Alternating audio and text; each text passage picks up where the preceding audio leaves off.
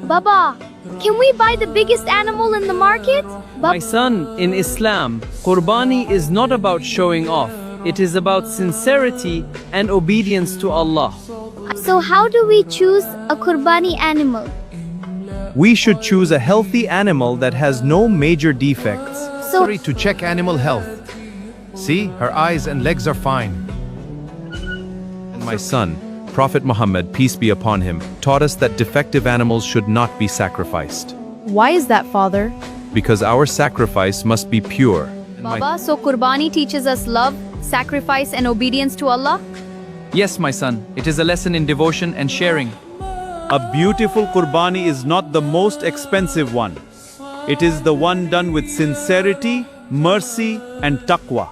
And remember one thing, before Eid al-Adha, the person intending Qurbani should avoid cutting hair and nails from the start of Dhul Hijjah until the sacrifice is completed.